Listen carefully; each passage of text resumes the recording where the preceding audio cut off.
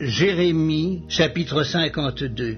Sédécias avait 21 ans lorsqu'il devint roi et il régna 11 ans à Jérusalem. Sa mère s'appelait Hamutal, fille de Jérémie de Libna. Il fit ce qui est mal aux yeux de l'Éternel, entièrement comme avait fait Joachim. Et cela arriva à cause de la colère de l'Éternel contre Jérusalem et contre Juda, qu'il voulait rejeter de devant sa face. Et Sédécias se révolta contre le roi de Babylone. La 9e année du règne de Sédécias, le 10e jour du 10e mois, Nebuchadnezzar, roi de Babylone, vint avec toute son armée contre Jérusalem. Ils campèrent devant elle et élevèrent des retranchements tout autour. La ville fut assiégée jusqu'à la 11e année du roi Sédécias. Le 9e jour du 4e mois, la famine était forte dans la ville et il n'y avait pas de pain pour le peuple du pays. Alors la brèche fut faite à la ville et tous les gens de guerre s'enfuirent et sortirent de la ville pendant la nuit par le chemin de la porte entre les deux murs près du jardin du roi, tandis que les Chaldéens environnaient la ville.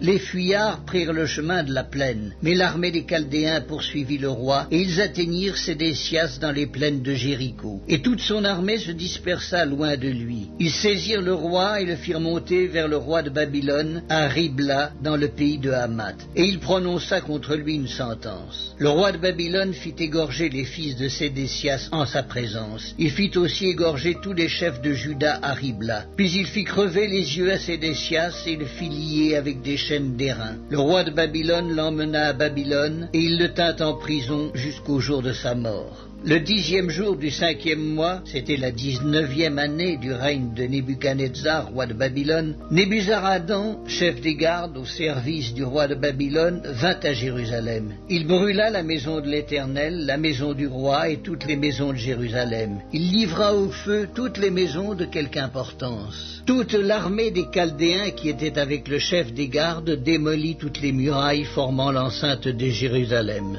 Nebuzaradan, chef des gardes, emmena captifs une partie des plus pauvres du peuple, ceux du peuple qui étaient demeurés dans la ville, ceux qui s'étaient rendus au roi de Babylone et le reste de la multitude. Cependant, Nebuzaradan, chef des gardes, laissa comme vignerons et comme laboureurs quelques-uns des plus pauvres du pays. Les Chaldéens brisèrent les colonnes d'airain qui étaient dans la maison de l'Éternel, les bases, la mer d'airain qui était dans la maison de l'Éternel, et ils en emportèrent tous les reins à Babylone. Ils prirent les cendriers, les pelles, les couteaux, les coupes, les tasses et tous les ustensiles d'airain avec lesquels on faisait le service. Le chef des gardes prit encore les bassins, les brasiers, les coupes, les cendriers, les chandeliers, les tasses et les calices, ce qui était d'or et ce qui était d'argent. Les 2 colonnes, la mer et les 12 bœufs d'airain qui servaient de base et que le roi Salomon avait fait pour la maison de l'Éternel, tous ces ustensiles d'airain avaient un poids inconnu. La hauteur de l'une des colonnes était de 18 coudées et un cordon de 12 coudées l'entourait. Elle était creuse et son épaisseur avait 4 doigts. Il y avait au-dessus un chapiteau d'airain et la hauteur d'un chapiteau était de 5 coudées. Autour du chapiteau, il y avait un treillis et des grenades, le tout d'airain. Il en était de même pour la seconde colonne avec des grenades. Il y avait 96 grenades de chaque côté et toutes les grenades autour du treillis étaient au nombre de 100.